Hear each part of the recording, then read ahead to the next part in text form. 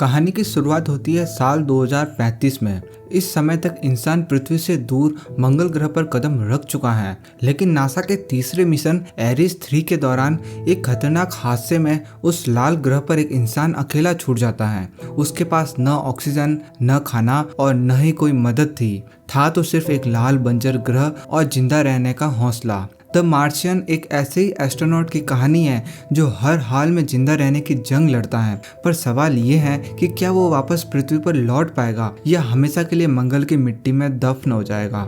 शुरुआत में हमें दिखाते हैं कि नासा के कुछ एस्ट्रोनॉट्स जो मार्स की एसिडिलिया प्लैनेटिया नाम की जगह पर कुछ रिसर्च कर रहे होते हैं। ये कुल 6 एस्ट्रोनॉट होते हैं: commander Lewis, Mark Watney, Johanssen, Vogel, Martinez और बैक, जो कि नासा के एरिस 3 के जरिए मार्स पर एक मिशन के लिए आए होते हैं। उनका शिप मार्स पर 18 सोल पहले लैंड हुआ था और तब से ही वो मार्स पर अपना काम कर रहे हैं। मार्स के एक दिन को एक सोल कहा जाता है, तो आगे जब भी मैं वीडियो में सोल बोलूं तो आप समझ जाना कि मैं मार्स के एक दिन की बात कर रहा हूँ। ये सभी हैब नाम की एक फैसिलिटी में रहते हैं जहां उनके लिए ऑक्सीजन, खाना, पानी आदि उपलब्ध है। सोल 19 को वे सभी एस्ट्रोनॉट एक आम दिन की तरह अपना काम कर रहे होते हैं, जिनमें इन्हें वहां पर मिट्टी के सैंपल्स लेने होते हैं। तभी उन्हें नासा से इंफॉर्मेशन मिलती है कि वहां कुछ ही देर में एक बहुत बड़ा तूफान आने वाला है और उन सबको अपना मिशन रद्द करना है और जितनी जल्दी हो सके अपने स्पेसक्राफ्ट में बैठकर यहाँ से निकलना होगा।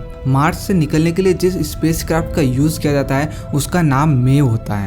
इससे पहले कि वे लोग मेव तक पहुंचते, तूफान आ जाता है। वे लोग जैसे तैसे मेव की तरफ बढ़ने लगते हैं।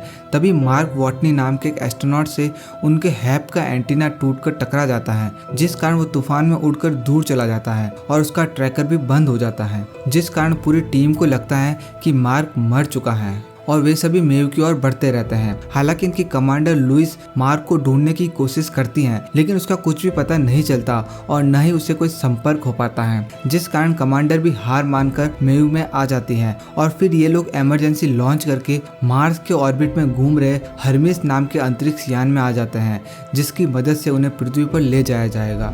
लेकिन अगली सुबह मार्स पर तूफान शांत हो जाता है तो वहां पर दिखाते हैं कि मार्क वॉटनी अभी भी जिंदा है। उस एंटीना का तार उसके सूट को चीरते हुए उसके शरीर के अंदर घुस गया, लेकिन खून और तार ने मिलकर उसके सूट के प्रेशर को स्टेबल रखा और सूट से ऑक्सीजन को लीक होने से बचा लिया, जिस कारण उसकी जान बच गई।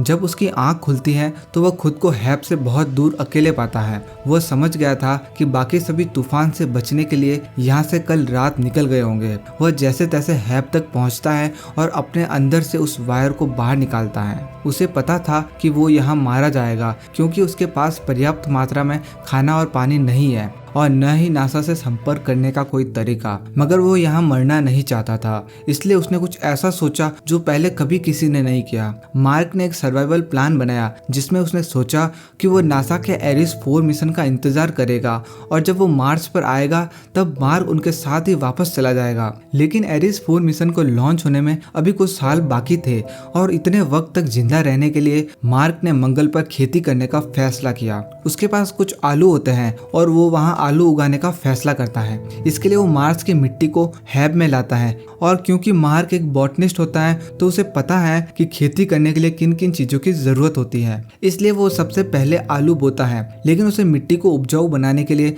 बहुत सारे पानी की जरूरत थी और मार्स पर पानी नहीं होता है। पर अच्छी खबर यह है कि उसे पता है कि पानी कैसे बनाया जाता है। हाइड्रोजन और ऑक्सीजन को मिलाकर उसे जलाने से पानी बनता है और इस काम को करने के लिए वॉटनी के पास सारे साधन होते हैं और वो पानी बनाना शुरू कर देता है। जब वो पहली बार कोशिश करता है तो कुछ कैलकुलेशन मिस्टेक हो जाने के कारण एक ब्लास्ट हो जाता है, लेकिन अगली बार वो हाइड्रोजन और ऑक्सीजन को मिलाकर जलाने में कामयाब हो जाता है और अब वहाँ पर पानी बनना शुरू हो जाता है। दरअसल इस तरीके से वाष्पीकरण होता है जिससे वहाँ पर पानी की छोटी छोटी बूंदें बनना शुरू हो जाती हैं और उसकी मिट्टी को जितने पानी की जरूरत होती है वहाँ पर पानी बन जाता है और कुछ ही दिनों के बाद वहाँ पर पहला पौधा अंकुरित होता है, जिसे देखकर मार्क बहुत खुश होता है। वहीं दूसरी तरफ पृथ्वी पर नासा द्वारा मीडिया को यह बता दिया जाता है कि मार्क वॉटनी अब इस दुनिया में नहीं रहे। पूरी दुनिया में यह खबर फैल जाती है और उसका अंतिम संस्कार भी कर दिया जाता है। पर अगले दिन जब नासा की ऑपरेटर सैटेलाइट से मार्स के फोटोज देख रही होती है तो वो देखती है कि वहाँ पर उनके जो इक्विपमेंट थे वो एक जगह से दूसरी जगह पर शिफ्ट किए गए हैं। वह तुरंत मार्स प्रोग्राम के हेड विंसेंट कपूर को बुलाती हैं और बताती हैं कि सोलर पैनल्स को साफ किया गया है, साथ ही रोवर को उसकी जगह से हटाया गया है। यह सुनकर उसे यकीन हो जाता है कि मार्क अभी भी जिंदा है। वो ये बात नासा के डायरेक्टर टेडी सैंडर्स को भी बताता है। वे सभी ये फैसला करते हैं कि इस खबर को मीडिया को बता देंगे, लेकिन हर्मीस में पृथ्वी पर आ रहे बाकी क्रू को इसकी जानकारी नहीं दी जाएगी, ताकि उन्हें दुख ना हो और वे इस गिल्ट में ना रहे कि उन्होंने मार्क को मंगल पर मरने के लिए अकेला छोड़ दिया। मार्क को अब मंगल ग्रह पर फंसे 70 साल बीत चुके थे। अब तक उसने खाने और पानी का बंदोबस्त तो कर लिया था, पर अब उसे मंगल ग्रह से निकलने की प्लानिंग बनानी थी। मार्क को पता था कि नासा का अगला एरिस 4 मिशन 4 साल बाद सेपली क्रेटर पर उतरेगा, जो मार्क की मौजूदा लोकेशन से 3200 किलोमीटर दूर था। मार्क को मंगल ग्रह से निकलने के लिए 4 साल बाद किसी तरह उस जगह पर पहुंचना था। मार्क के अनुमान से वहां तक पहुंचने के लिए उसे 50 दिन लगने वाले थे। इसके लिए मार्क ने उसी वक्त तैयारियां शुरू कर दी। उसका एक रोवर जो चलने की हालत में नहीं था, मार्क ने अपना साइंटिफिक दिमाग का इस्तेमाल करके उसके कुछ जरूरी पार्ट्स को दूसरे रोवर में लगा दिया, जिससे अब वो ज्यादा दूरी तक सफर कर सकता था। लेकिन अब उसके सामने एक नई समस्या थी, ठंड की। रात के वक्त मंगल ग्रह पर कुल्फी जमा देने वाली ठंड होती है। इसका हल निकालने के लिए मार्क ने उस न्यूक्लियर बैटरी को जमीन से खोदकर बाहर निकाला, जिसे मंगल पर पहुंचते ही उसकी टीम ने जमीन में दफना दिया था, क्योंकि अगर गलती से भी बैटरी को कोई नुकसान पहुंचा तो उसे रेडिएशन निकलेगी और उसके संपर्क में आने वाला हर इंसान परलोक सिधार जाएगा।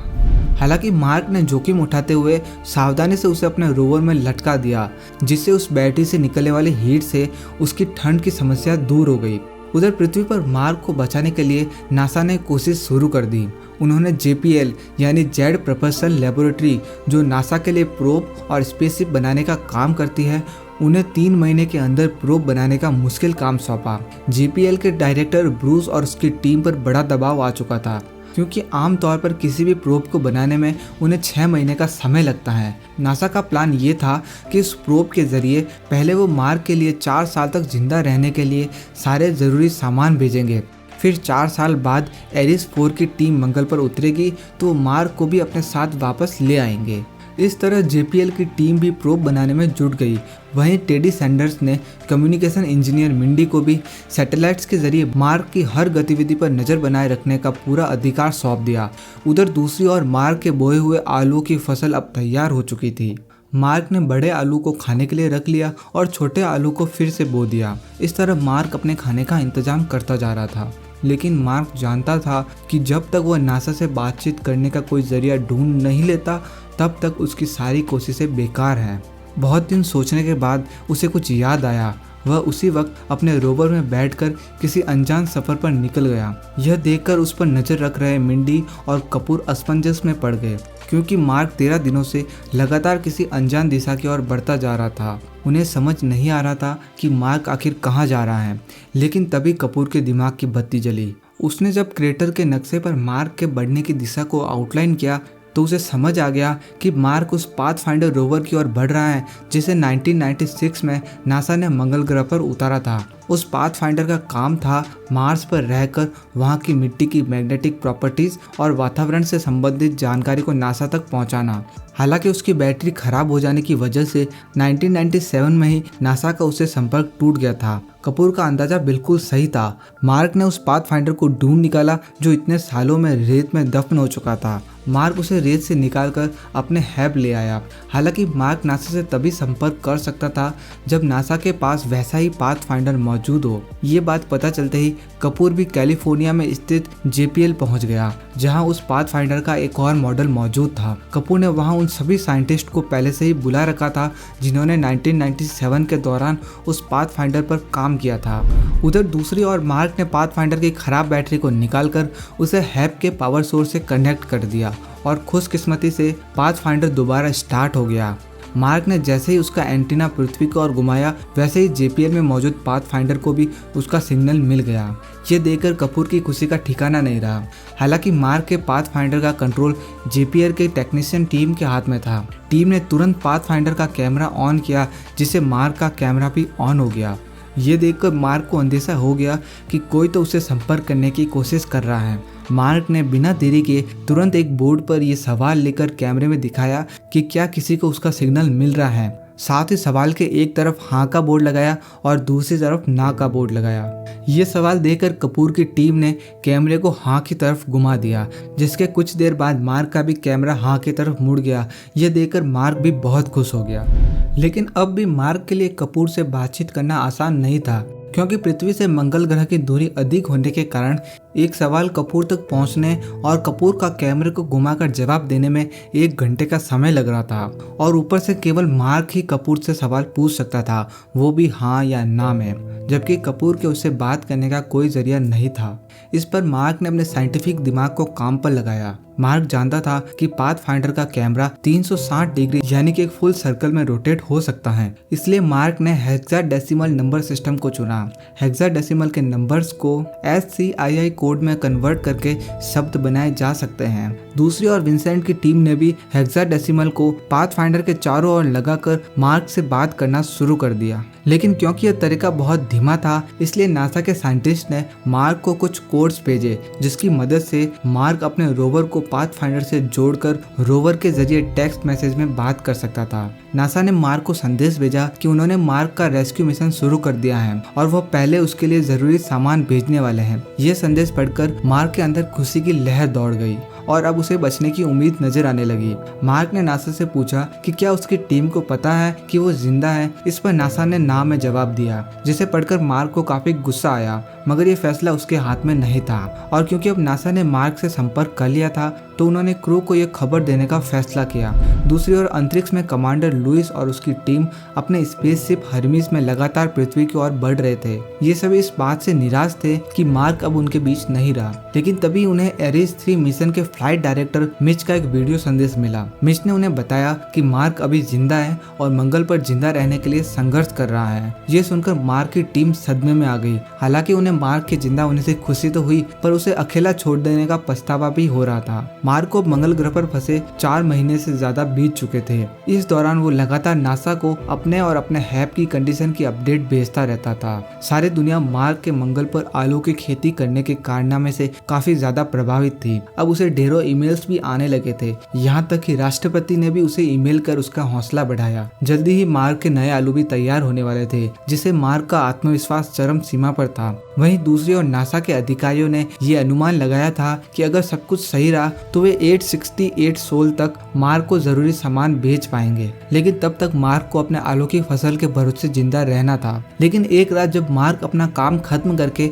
हैप के एयरलॉक में पहुंचा, तभी सिस्टम में गड़बड़ी की वजह से एयरलॉक एक धमाके के साथ उड़ गया, जिससे मार्क उस एयरलॉक के साथ गोता खाता हुआ दूर जाकर गिरा। ऐसा इसलिए हुआ क्योंकि उस एयरलॉक को सिर्फ 31 सोल तक काम करने के लिए बनाया गया था, जब तक मिशन भी खत्म हो जाएगा। पर मार्क इसे पिछले 4 महीने से इस्तेमाल कर रहा था। वह अपने आप को जैसे तैसे संभालता है और उस एयरलॉक से बाहर आकर हैप की तरफ जाता है। वो अपने हैप में पहुंचता है तो देखता है कि मंगल के खुले वातावरण में उसकी फसल पूरी तरह खराब हो चुकी है। साथ ही मिट्टी को उपजाऊ बनाने वाले सारे बैक्टीरिया 0 डिग्री से कम तापमान में नष्ट हो चुके हैं, जिस कारण मिट्टी की फर्टिलिटी खत्म हो गई थी। नतीजतन मार्क का वहां दोबारा खेती कर पाना अब मुमकिन नहीं था। उसने रोवर में जाकर तुरंत नासा तक ये खबर पहुंचा दी, जिसे सुनकर कपूर और नासा के बाकी अधिकारी भी हताश हो गए। अब उन्होंने अनुमान लगाया कि मार्क बचे हुए आलू के साथ केवल 609 सोल तक ही जीवित रह सकता था, इसलिए अब उन्हें केवल 47 दिनों के अंदर ही प्रोब तैयार करके उसे लॉन्च करना था। तभी वे सही समय पर मार्क तक जरूरी सामान पहुंचा पाएंगे। मार्क ने हैप को फिर से साफ किया और उसके दरवाजे को प्लास्टिक से पूरी तरह ढक दिया। खुशकिस्मती से हैप में एक और एयरलॉक मौजूद था, जिससे मार्क अंदर और बाहर आ जा सकता था। कुछ हफ्तों का समय बीता और आखिरकार ब्रूस और उसकी टीम ने दिन रात की मेहनत से प्रोब को तैयार कर लिया। इम्तिहान की घड़ी अब नजदीक आ चुकी थी। नासा के साथ साथ पूरी दुनिया अपना दिल थामे लॉन्च के सफल होने की दुआ कर रही थी। इतने में ही नासा ने रॉकेट लॉन्च किया, जो प्रोब को लेकर अंतरिक्ष की ओर रवाना हो गया। लेकिन तभी बदकिस्मती से लॉन्च के कुछ ही देर बाद प्रोब तहस नहस हो गया। इसका कारण था जल्दबाजी में टेस्टिंग किए बिना प्रोब को लॉन्च कर देना। जब मार्क को लॉन्च के फेल होने की खबर मिली तो उसको सदमा सा लग गया, क्योंकि यह प्रोब उसकी आखिरी उम्मीद थी। उसे पता था कि अब उसके जिंदा बच पाने की संभावना केवल सुई की नोक जितनी है। मार्क ने अपने क्रू से बात की ताकि उसे थोड़ी हिम्मत मिले। उसने कमांडर लुइस को मैसेज किया कि अगर वो मर जाए तो लुइस उसके माता पिता को बताए कि उसके बेटे की मौत के पीछे एक बड़ा और नेक मकसद था।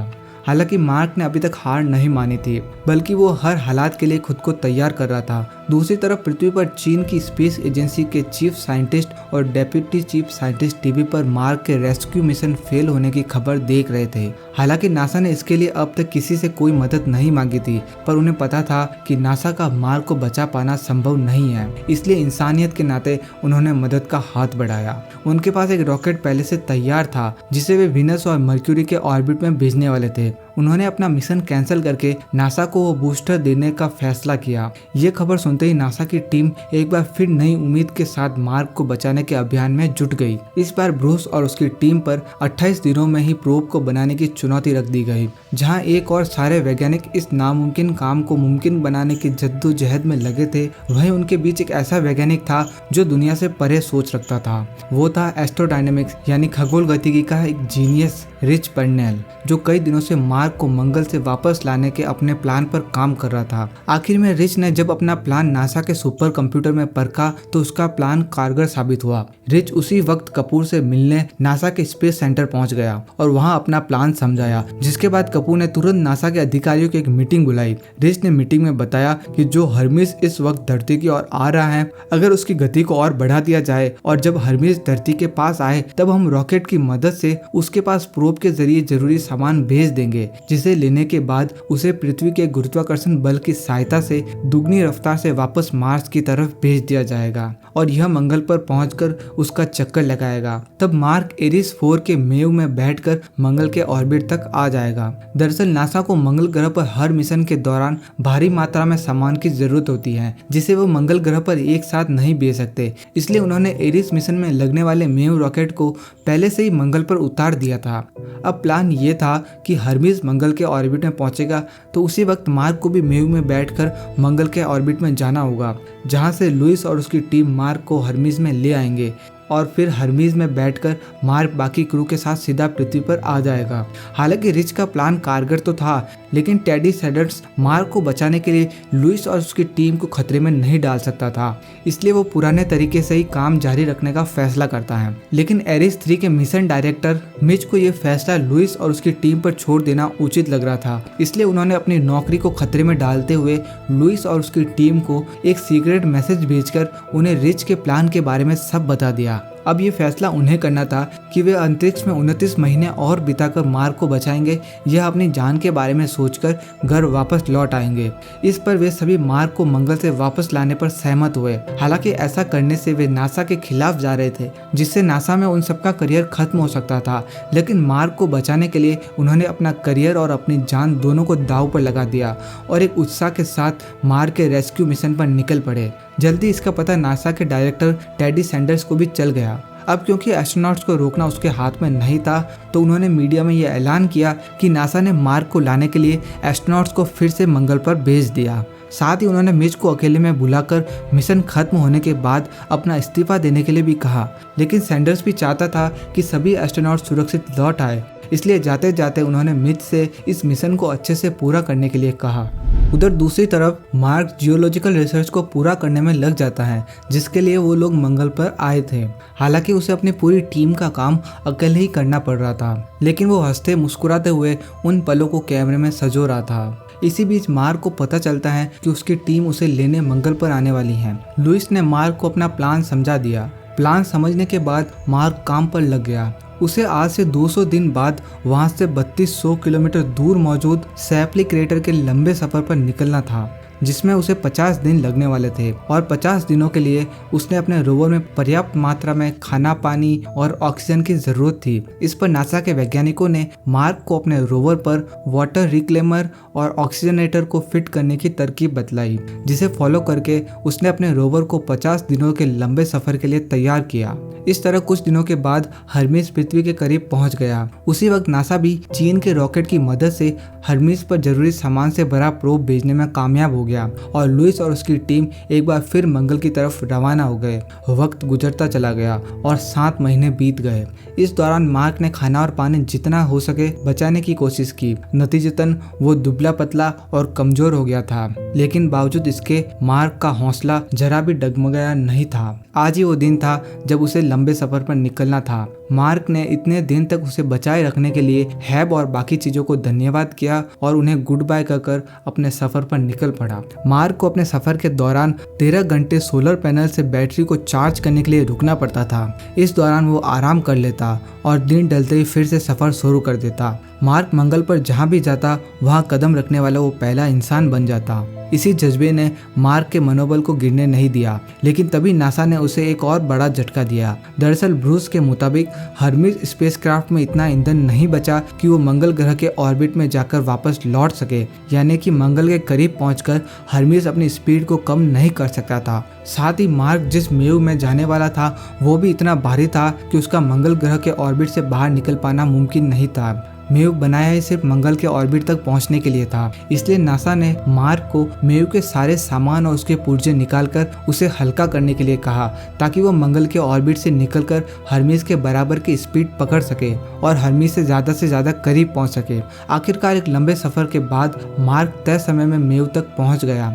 उसने नासा के कहे मुताबिक मेव से वो सारे सामान निकाल फेंके जिसकी जरूरत नहीं थी, यहाँ तक कि मेव की खिड़की, ऊपर का 400 किलो का एयरलॉक और साथ ही सारे कंट्रोल पैनल्स और कम्युनिकेशन सिस्टम भी, क्योंकि अब मेव का कंट्रोल मार्क के हाथ में नहीं था, बल्कि उसका कंट्रोल क्रू के एक सदस्य मार्टिनेज के पास था, जो उसे हर्मीज से कंट्रोल करने वाला था। मार्क को बस स्पेस सूट पहनकर बैठे रहना था। अब मेव में खिड़की और छत नहीं थी, तो मंगल के वायुमंडलीय दबाव से बचने के लिए नासा के कहे अनुसार मार्क ने मेव के ऊपरी हिस्से को पैराशूट से ढक दिया। क्योंकि मंगल ग्रह का वायुमंडल पृथ्वी के मुकाबले काफी पतला होता है, इसलिए नासा ने अनुमान लगाया कि प्लास्टिक या पैराशूट इतना दबाव झेल सकता है। इसी तरह कुछ वक्त बाद हर्मीज भी अपने तय समय पर मंगल ग्रह के करीब पहुंच गया। कमांडर लुइस और उसकी टीम अपने प्लान के साथ मार्क को वापस लाने के लिए तैयार थे। आखिरकार वो समय करीब आ ही गया जब मार्क हमेशा के लिए मंगल ग्रह को अलविदा कहने वाला था। मार्क ने अपना खाना खत्म किया और अपने रोवर को सम्मानपूर्वक गुड बाय कहकर मेव पर आ गया। हालांकि इस मिशन में नासा की टीम कैप्टन लुइस और मार्क की कोई मदद नहीं कर सकती थी, क्योंकि अत्यधिक दूरी होने के कारण नासा का कोई मैसेज मिलने में 24 मिनट का समय लगता था। अब तक सब कुछ प्लान के मुताबिक चल रहा था। फिर मार्टिनेज ने मेव को लॉन्च किया। मेव पूरी रफ्तार से उड़ता हुआ अंतरिक्ष की ओर बढ़ने लगा, लेकिन वो रफ्तार इतनी तेज थी कि पैराशूट मेव से अलग होकर उड़ गया, जिससे हवा का दबाव इतना अधिक बढ़ गया कि मार्क उसे सह नहीं पाया और एकाएक बेहोश हो गया। हालांकि मेव वायुमंडल से बाहर आकर मंगल की परिक्रमा करने लगा था, लेकिन बदकिस्मती से हर्मीज से उसकी दूरी 68 किलोमीटर थी, जिससे लुइस का मार्क को अपनी शिप पर ला पाना नामुमकिन था। इस पर लुइस ने मार्टिनेज को हर्मीज का इंजन स्टार्ट करने को कहा और वे थ्रस्टर की मदद से हर्मीज को जितना हो सके मेव के करीब ले गए। पर उधर मार्क अब भी बेहोश पड़ा था। पृथ्वी पर भी सारे लोग लगातार उसकी सलामती की दुआ कर रहे थे। खुशकिस्मती से कुछ देर बाद मार्क को होश आ गया। मार्क की आवाज सुनकर लुइस और उसकी टीम को खुशी जरूर हुई, लेकिन उनकी मुसीबत अभी कम नहीं हुई थी, क्योंकि मेव और हर्मीज के घूमने की रफ्तार में 42 किलोमीटर पर सेकंड का फर्क था, जिससे अब भी मार्क को हर्मीज पर ला पाना नामुमकिन था। अगर वे हर्मीज के घूमने की रफ्तार को कम करके मेव की रफ्तार के बराबर ले आए, तभी वे मार्क को पकड़कर हर्मीज पर ला सकते थे। लेकिन इसके लिए वे दोबारा हर्मीज का इंजन स्टार्ट नहीं कर सकते थे, क्योंकि उनके पास इतना ईंधन नहीं बचता कि वे वापस पृथ्वी पर लौट पाते। लेकिन इसी बीच लुइस को एक आइडिया आया। उसने अपने एक टीम मेंबर एलेक्स वोगल, जो कि एक केमिस्ट था, उसे शिप में मौजूद चीजों का इस्तेमाल करके एक बॉम्ब बनाने को कहा, जिसके बाद वोगल ने बॉम्ब बनाना शुरू किया। कुछ समय बाद वोगल ने बॉम्ब बनाकर तैयार कर दिया। तब तक बैक ने भी प्लान के मुताबिक हर्मीज के सामने वाले एयरलॉक में पहुंचकर उसे खोल दिया, जिसके बाद जोहानसन बॉम्ब लेकर बैक के पास सामने वाले एयरलॉक में आ गई और उस बॉम्ब को बिजली के तार से जोड़ दिया और वापस स्पेसशिप में लौट गई। उसके बाद बैक ने एयरलॉक में बॉम्ब लगाया और उसे अंदर और बाहर दोनों तरफ से बंद करके वापस पीछे के एयरलॉक से लौट गया। इस दौरान लुइस भी स्पेस सूट पहनकर बैक के पास आ चुकी थी। उसके बाद लुइस के आदेश पर उन्होंने एयरलॉक में ब्लास्ट ब्लास्ट किया, जिससे एक झटके से सारी हवा सामने की ओर से निकली और उस हवा के विपरीत झटके से हर्मीज की रफ्तार धीमी हो गई, जिससे अब हर्मीज और मेयू की रफ्तार लगभग बराबर हो चुकी थी, लेकिन उनकी दूरी अब भी ज्यादा थी। इसके लिए खतरे को देखते हुए बैग की जगह लुइस ने मार्क को लाने का फैसला किया और रस्सियों के सहारे लुइस मार्क की तरफ बढ़ गई, लेकिन बदकिस्मती से मार्क तक पहुंचने के लिए उसकी रस्सियां कम पड़ गई थी। इसे देखते हुए मार्क ने अपना तरीका आजमाया और उसने अपने ग्लव्स को पंचर करके उसके प्रेशर की मदद से उड़ता हुआ लुइस की तरफ जाने लगा, पर तभी वो लुइस का हाथ पकड़ने से चूक गया, लेकिन खुशकिस्मती से रस्सियां उसके हाथ में आ गई। ये देखकर बैग ने जल्दी से मार्क और लुइस को हर्मीज पर खींच लिया। इस तरह कमांडर लुइस और उसकी टीम मार्क को बचाने में कामयाब हो गए। ये खबर सुनकर नासा के साथ साथ दुनिया भर के लोग खुशी से झूम उठे। अपने दोस्तों से मिलकर मार्क भी बहुत खुश हो गया। इस तरह मंगल ग्रह पर 18 महीने फंसे रहने के बाद मार्क वापस पृथ्वी पर लौट आया। पृथ्वी पर पहला दिन मार्क के लिए एक नई जिंदगी की शुरुआत थी। अब वो नासा के लिए अंतरिक्ष यात्रियों को ट्रेनिंग देता है और उन्हें भी अपने संघर्ष की कहानियों से प्रेरित करता है। और आखिरकार एरिस 4 मिशन के लॉन्च के साथ ही मूवी खत्म हो जाती है।